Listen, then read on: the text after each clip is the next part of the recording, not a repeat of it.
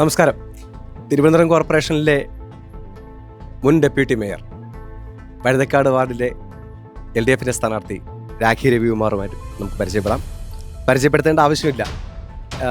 മാറ്റുകൂട്ടാനായി വികസനങ്ങൾ മാറ്റമില്ലാതെ തുടരാൻ രാഖി, അതിന് തന്നെയാണോ രാഖി വീണ്ടും? തീർച്ചയായിട്ടും. വഴുതക്കാട് 2005 ഞാൻ ഇവിടെ ആദ്യം കാൻഡിഡേറ്റ് ആയിട്ട് വരുന്നത്. ഇപ്പം ഞാനിവിടെ നിൽക്കുമ്പം ഞാൻ അവരുടെ വേറൊരാളെ അല്ല, അവിടെ എല്ലാ വീട്ടിലെയും അമ്മമാരുടെ മകളാണ്, സഹോദരിയാണ്. അങ്ങനെ എല്ലാ വീടിൻ്റെയും സ്വന്തം ആളായിട്ടാണ് ഇവിടെ നിൽക്കുന്നത്. കാരണം അങ്ങനെയാണ് ഞങ്ങളുടെ പ്രവർത്തനങ്ങൾ ഉണ്ടായിരുന്നത്. എല്ലാവരും അതുപോലെയാണ് എന്നെ സഹകരിച്ചിട്ടുള്ളത്.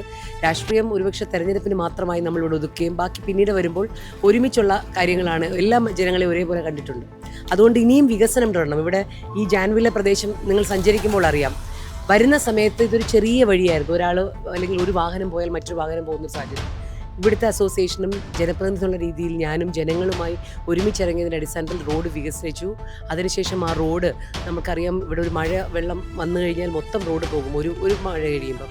അതിനെ നമ്മൾ ഇൻ്റർലോക്കാക്കി ഇപ്പം വളരെ മനോഹരമായിട്ടുള്ള റോഡുകളായി എല്ലാ പ്രദേശങ്ങളിലും വേണ്ട വികസനങ്ങൾ ശരിയായ രീതിയിൽ എത്തിക്കാൻ ഒരു ജനപ്രതിനിധി കഴിഞ്ഞിട്ടുണ്ട്. അതുകൊണ്ട് തന്നെ കൂടുതൽ വികസനങ്ങൾ എത്തിക്കാൻ ഇനിയും നമ്മൾ കൂടെ ഉണ്ട് എന്നുള്ളതാണ്. കോർപ്പറേഷൻ പിടിക്കുമെന്ന ലക്ഷ്യത്തോടു കൂടി കോൺഗ്രസ് നേരത്തെ തന്നെ സ്ഥാനാർത്ഥിയെ പ്രഖ്യാപിക്കുന്നു. മേയർ സ്ഥാനാർത്ഥിയായിട്ട് നമ്മുടെ ശബരിനാഥാണ്, മുൻ MLA ആണ്, ജി കാർത്തികൻ സാറിൻ്റെ മകനാണ്. അപ്പോൾ അങ്ങനെയുള്ളൊരു അനുകൂലമായിട്ടൊരു ഘടകം കോൺഗ്രസിൻ്റെ ഭാഗത്ത് നിൽക്കുമ്പോൾ അത് ഈ തവണ തെരഞ്ഞെടുപ്പിൽ വെല്ലുവിളിയാവും. ഒരുപക്ഷെ കോൺഗ്രസിന് അതൊരു ഊർജ്ജമായിരിക്കും, ആ ഒരു പുതിയ സ്ഥാനാർത്ഥിത്വം മറ്റും.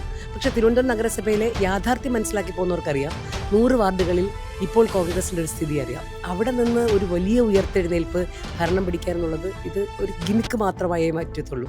പക്ഷെ നന്നാവട്ടെ, ഞാൻ പറയട്ടെ, എല്ലാ പ്രസ്ഥാനങ്ങളും അതിൻ്റേതായ രീതിയിൽ അവരെ ശക്തി പകരാൻ വേണ്ടിയിട്ട്, പ്രത്യേകിച്ചും ഇന്ത്യ മുന്നണിയുടെ ഭാഗമായിട്ടൊക്കെ നിൽക്കുന്ന ഞങ്ങൾക്ക് കോൺഗ്രസിനെ ഒരിക്കലും ഒരു തളർച്ചയിടയിലേക്ക് പോകുന്നതിനോട് സാധ്യതയില്ല. അവർക്ക് പറ്റുന്ന രീതിയിൽ ചെയ്യാൻ പറ്റും. അതിനേക്കാൾ ഉപരിയായി പോകില്ല എന്നുള്ളത് യാഥാർത്ഥ്യമാണ്. ഭരണം പിടിക്കാൻ ഒരു കാരണവശാലും തിരുവനന്തപുരം നഗരസഭയിൽ ഈ ഒരു സാഹചര്യത്തിൽ ഇടതുപക്ഷത്തിനല്ലാതെ മറ്റൊരു കക്ഷിക്കും സാധ്യമല്ല. അതിൻ്റെ കൂടെ ചേർത്ത് തന്നെ ചോദിക്കാൻ പോകുന്നത്, വികസിത അനന്തപുരി എന്നുള്ള ആശയവുമായിട്ട് ശക്തമായ കുറേ ഒരു ത്രികോണ മത്സരത്തിൻ്റെ സാധ്യത BJPയും ഇവിടെ കാണിക്കുന്നുണ്ട്. അപ്പം BJP സ്ഥാനാർത്ഥികളെ പ്രഖ്യാപിച്ചുകൊണ്ട് 35 കൗൺസിലർമാർ ഓൾറെഡി അവർക്കുണ്ട്. അപ്പോൾ അവർക്കൊരു 53 വരെ എത്തിക്കുന്നതിന് വളരെ താമസമില്ലെന്ന് പറയുന്നുണ്ട്, പിടിച്ചെടുക്കുമെന്ന് പറയുന്നുണ്ട്. അപ്പം 40 വർഷമേ നമ്മളത് വിട്ടുകൊടുത്തിട്ടില്ല. അപ്പോൾ എങ്ങനെ ഈ ഒരു സാഹചര്യത്തിൽ എങ്ങനെ BJPക്ക് ഇവിടെ മാക്സിമം സീറ്റ് കവർ ചെയ്യാതിരിക്കാൻ സാധിക്കും? BJPക്ക് അനുകൂലമായിട്ടുള്ള ഒരു സാഹചര്യവും തിരുവനന്തപുരം നഗരത്തിൽ ഇപ്പോഴില്ല. പ്രത്യേകിച്ചും അവരുടെ രാഷ്ട്രീയ പ്രസ്ഥാനം എന്നുള്ള രീതിയിൽ നിരവധിയായിട്ടുള്ള ബാഡ് മാർക്കുകളുള്ള ഒരു പ്രസ്ഥാനമാണ്. അഴിമതിയുടെ വിഷയങ്ങളിലാണെങ്കിൽ പോലും അവരുടെ നമുക്കറിയാം, കഴിഞ്ഞ കൗൺസിലർമാർ ഫോം വരെ വിറ്റു കാശാക്കിയ കൗൺസിലർമാരുള്ള ഒരു വാദം. അപ്പോൾ 35 പേരെ തിരഞ്ഞെടുത്തപ്പോൾ ഇതാണ് സ്ഥിതിയെങ്കിൽ അതിൽ ഒരെണ്ണം കൂടിയാൽ എന്താവുമെന്നുള്ളത് പൊതുജനങ്ങൾക്ക് ബോധ്യമുണ്ട്. അഴിമതിയുടെ കാര്യത്തിൽ ഒട്ടും അവർ പുറകിലല്ല എന്ന് തെളിയിച്ചുകൊണ്ടാണ് ഫോം വരെ വിൽക്കുന്ന കൗൺസിലർമാരായി മാറിയത്. പിന്നെ അതിൻ്റെ ഒരു കൗൺസിലറുടെ ആത്മഹത്യ, തിരുമല അനിൽ എന്ന് പറയുന്ന കൗൺസിലറുടെ ആത്മഹത്യ, ഒരുപക്ഷെ ആ പ്രസ്ഥാനം അദ്ദേഹത്തെ നെഞ്ചോട് ചേർക്കാൻ ആ പ്രസ്ഥാനത്തിന് പോലും സാധിച്ചില്ല. അങ്ങനെ സ്വന്തം കൂടെ നിൽക്കുന്നവരെ പോലും സഹായിക്കാൻ പറ്റാത്ത ഒരു പ്രസ്ഥാനം എങ്ങനെ ഈ ജനങ്ങളെ കരുതും? പിന്നെ വികസനത്തിൻ്റെ കാര്യത്തിൽ തിരുവനന്തപുരം നഗരസഭ വികസനത്തിൻ്റെ കാര്യത്തിൽ ഒരു BJPയുടെയും സഹായത്തോടല്ല ഇത്തരത്തിലുണ്ടായിട്ടുള്ളത്.